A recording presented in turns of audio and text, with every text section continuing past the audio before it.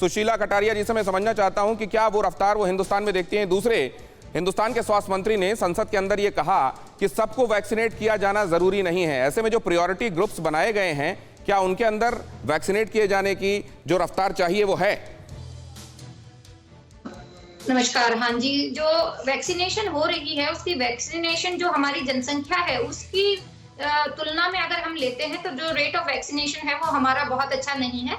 अगर हम absolute number लेते हैं कि हमने कितनों लोगों को वैक्सीनेट कर दिया, कितने दिन में हमने 1 मिलियन किया, 10 मिलियन किया, तो वो संख्या हमारी काफी अच्छी है। पर हमें ये कभी नहीं भूलना चाहिए कि हमारी जनसंख्या जो है वो बहुत ज्यादा है, तो हमें तो बहुत ही युद्ध स्तर पर वैक्सीनेशन करना होगा।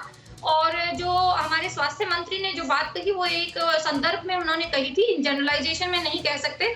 मैं वैक्सीनेशन को एक बहुत ही इंपॉर्टेंट टूल मानती हूँ इस पेंडेमिक को ठीक कंट्रोल में लाने के लिए। सुशीला कटारिया जी, बहुत सारे लोगों के दिमाग में ये भी है कि अगर वो खुद को वैक्सीनेट करा भी लेते हैं और वो नए स्ट्रेन से अगर संक्रमित होते हैं तो क्या उनका बचाव होगा? अगर वो नए स्ट्रेन से भी संक्रमित होते हैं तो जो उसकी इंटेंसिटी है, वो तीव्रता है, वो जरूर कम होगी। और वैक्सीनेट होने के ये एक अहम जानकारी आपने दी कि अगर नया कोई स्ट्रेन आता भी है तो उसका जो विरुलेंस हो सकता है वो आपके शरीर में उतना असर नहीं डालेगा। लेकिन मैं डॉक्टर पारिक से एक बात फिर से समझना चाहता हूं। डॉक्टर पारिक, ये बात पूरे दुनिया में समझी जा रही है क्या? क्योंकि ये कहीं अंडरलाइंग एक थॉट है कि ये वैक्सीन तो हमने बना ली, लेकिन वो तो अब नए नए स्ट्रेन्स सामने आ गए हैं, तो वैक्सीन कितनी कारगर रह जाएगी? कहीं ये भी है जिससे हिचक है लोगों में? नहीं, मैं खुद इम्यूनोलॉजिस्ट हूँ और हमने वैक्सीन का ट्रायल हमने खुद ने किया है। इसलिए ये जो मॉडर्ना और जो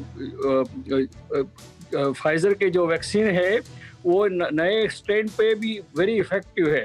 तो उसके वैक्सीन लेने से नया स्ट्रेन का भी होने से भी कोई हेल्थ अच्छी रहेगी और पीपल सिक नहीं होंगे और हॉस्पिटलाइजेशन नहीं होगा। तो ये बहुत बड़ी खबर है और डॉक्टर सुधीर पारिक कह रहे हैं, वो खुद इम्यूनोलॉजिस्ट हैं, और जब ये कह रहे हैं तो आप सबके लिए ये खबर बहुत ध्यान देने लायक है। बहुत सारे लोगों में इस बात को लेकर हिचक है कि क्या वो वैक्सीनेट कराएं। जब नए स्ट्रेन आते जा रहे हैं, क्या वैक्सीन लगवाने के बाद भी वो उतना रक्षा चक्र अपने साथ लेकर चल पाएंगे? उन्होंने साफ कहा कि आपको ये मदद देगा नए स्ट्रेन से लड़ने में भी। हम आपके पास लौटते हैं। डॉक्टर सुधीर पारिक, आपका बहुत धन्यवाद करेंगे हमारे साथ जुड़ने के लिए। आपका बहुत शुक्रिया। मैडम कटारिया हमारे साथ बनी हुई है, हमारे साथ संवाददाता निर्मल दवे अहमदाबाद से जुड़े हुए हैं, मोहित मल्होत्रा आप देख रहे हैं हमारे साथ जुड़े हुए हैं पंजाब से, दिल्ली से मानव यादव और मुंबई से अश्विनी जुड़े हुए हैं। उनके पास मैं जाऊं उससे पहले अहम खबर बता दूं, ब्राजील में कोरोना के सबसे ज्यादा शिकार हुए हैं युवा। ब्राजील में कोरोना के युवा मरीजों की तादाद सबसे ज्यादा है। ब्राजील में आधे से ज्यादा मरीज 60 वर्ष से कम उम्र के हैं। ये क्या हो रहा है? पहले यह समझा जा रहा था कि ये 55, 60, 40 साल से ऊपर के जो लोग हैं उनके ऊपर ज्यादा असर कर रहा है, जिनको कोमॉर्बिडिटीज हैं उनको ज्यादा पकड़ रहा है, लेकिन ये युवाओं को क्यों पकड़ रहा है? मैम, ये जो कहा जा रहा था कि ACE2 रिसेप्टर्स बच्चों में और युवाओं में कदरन कम होते हैं, इसलिए ये कम असर कर रहा है बच्चों और युवाओं में। अगर ब्राजील में ये युवाओं और बच्चों को भी अपना शिकार बना रहा है तो ये क्या बताता है? सुशीला कटारिया, संक्रमण होना एक बात होती है और उसकी वजह से गंभीर बीमारी होना या डेथ होना अलग बात होती है।